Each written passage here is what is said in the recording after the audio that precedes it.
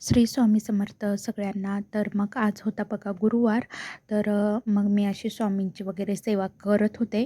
तर पुढे जाऊन नक्की बघा माझ्या मुलाने काय केलं आहे ते व्हिडिओला स्किप न करता. तर मग हे बघा माझं चालू होतं स्वामींची पूजा वगैरे करणं. आज गुरुवार म्हटलं की काय स्वामी सेवेतच कसा दिवस निघून जातो हे कळतच नाही बघा. तर मग मी असं दिव्याखाली स्वस्तिक वगैरे काढून घेतलं होतं. आज गुरुवार होता, हळदीचं वगैरे स्वस्तिक काढून घेतलं.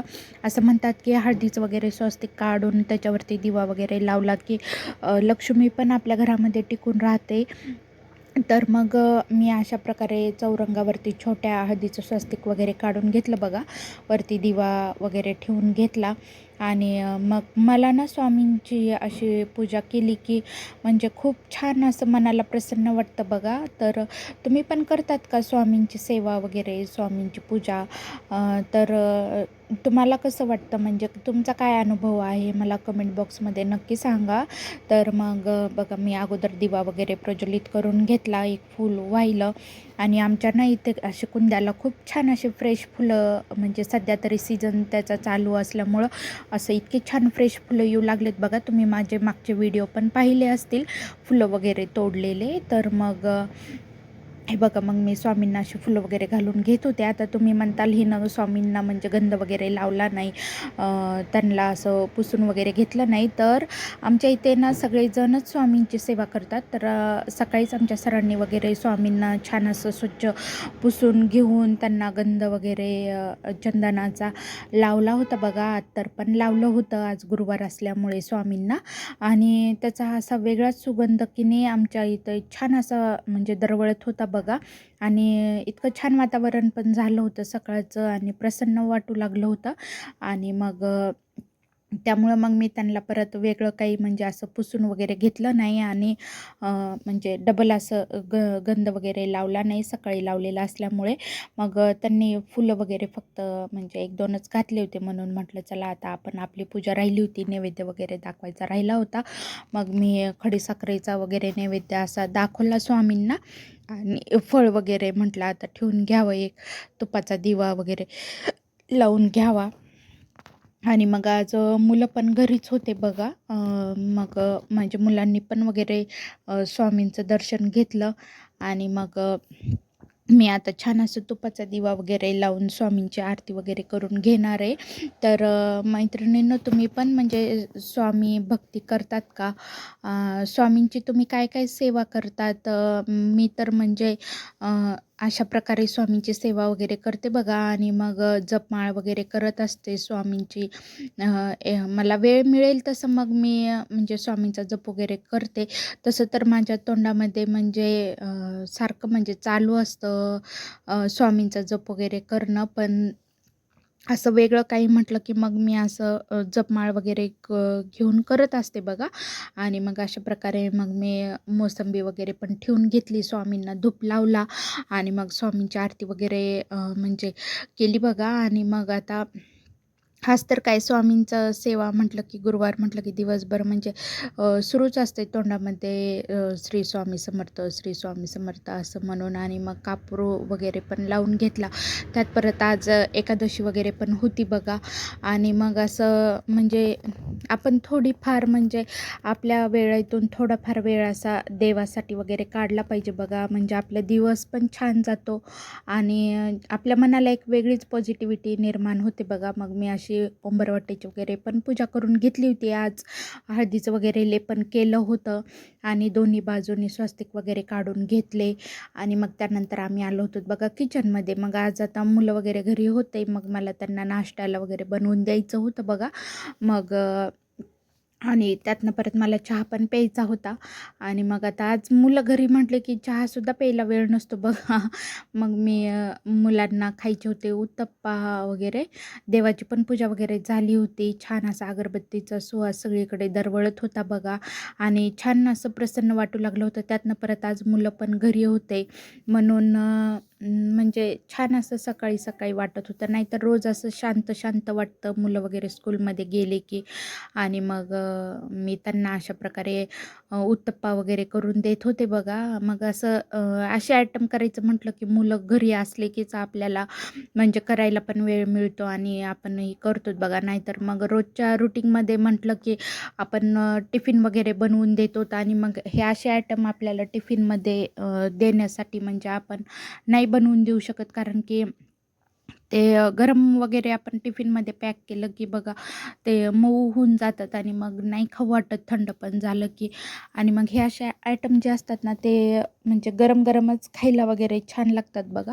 म्हणून मग माझं त्यांना असं सुरू होतं. मग माझा एकीकडे चहा पण उकळत होता आणि म्हटलं चला आता चहा वगैरे पिऊन घ्यावा, कारण की स्वामींचा अगोदर मला पूजा वगैरे केली की मग म्हणजे माझं लक्ष दुसऱ्या कामांमध्ये लागतं बघा. नाहीतर मग हे राहिलं, ते राहिलं, ते राहिलं म्हणून मग बाकीच्या कामांमध्ये पण आपलं लक्ष वगैरे लागत नाही. म्हणून मग मी अगोदर देवपूजा वगैरे करून घेतली, उंबऱ्याची वगैरे पूजा केली आणि तुळशी मातेची पण पूजा करून घेतली.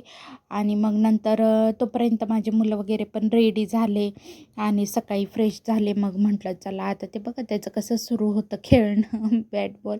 त्याला क्रिकेटचा एवढा नाद आहे ना, म्हणजे त्याला प्रत्येक गेम असे इतके आवडतात ना स्पोर्टचे वगैरे, ते प्रत्येक ह्याच्यामध्ये पार्टिसिपेट करायचं असं त्याचं म्हणजे इच्छा असते बघा. तर मग त्याचं उभा राहिल्या त्याचे खेळ सुरू होतात कुठेही असलं की. आणि मग मी असा चहा वगैरे करून घेतला. पण आता तो देखील प्यायला मला वेळच राहणार नाही, कारण की अगोदर म्हटलं ह्याला नाश्त्याला थांबलेला होता तो. तर रोजचं कसं त्यांचं रुटीन असतं स्कूलचं वगैरे.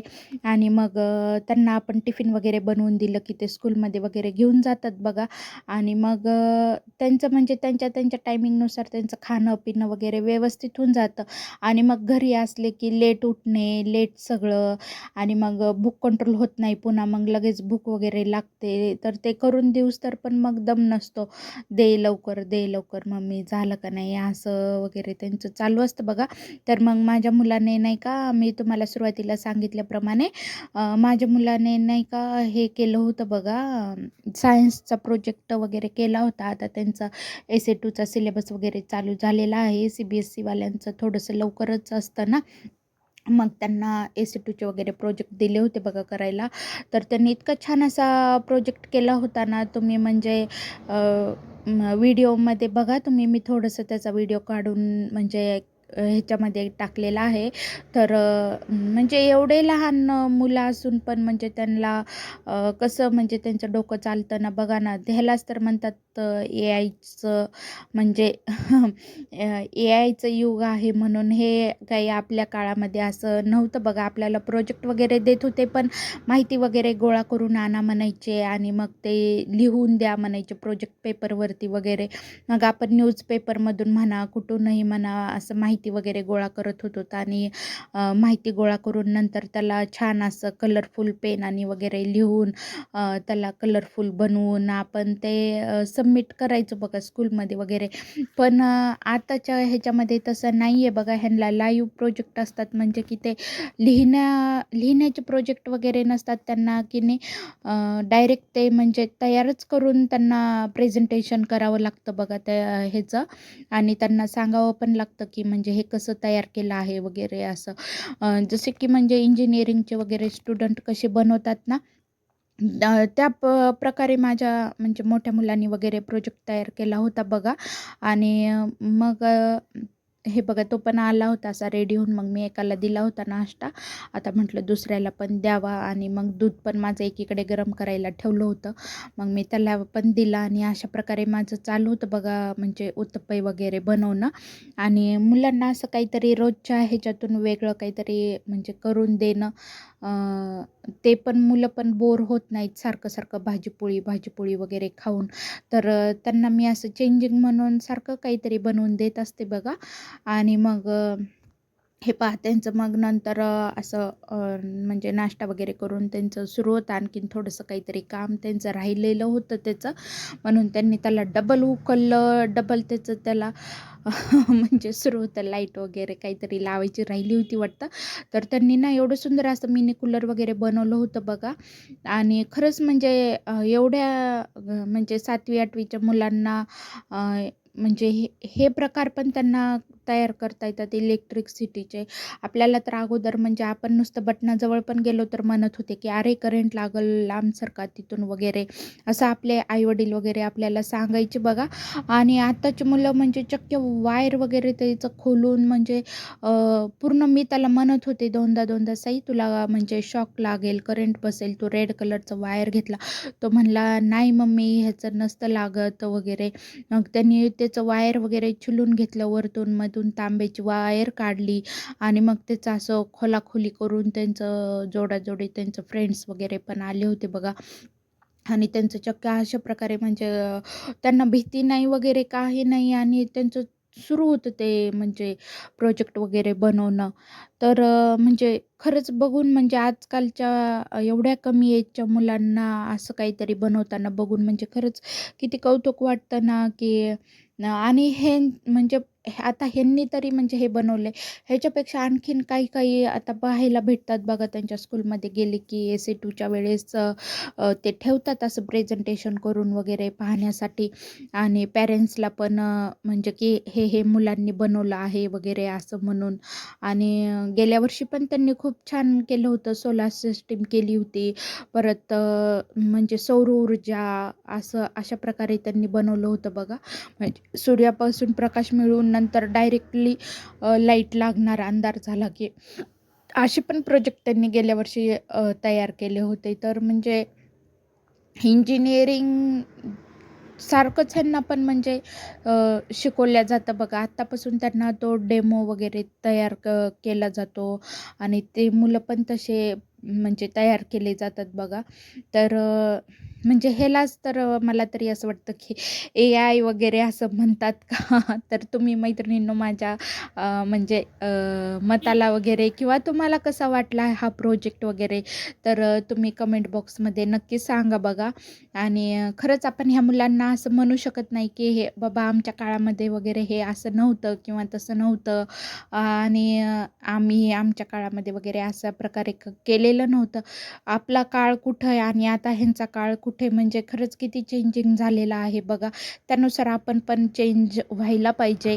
तर मग हे बघा त्यांनी अशा पद्धतीने कूलर वगैरे तयार केलं होतं. तर मग मैत्रिणींनो तुम्हाला जर का माझा व्हिडिओ आवडला असेल तर मग तुम्ही मला व्हिडिओला लाईक, सबस्क्राईब करायला विसरू नका. श्री स्वामी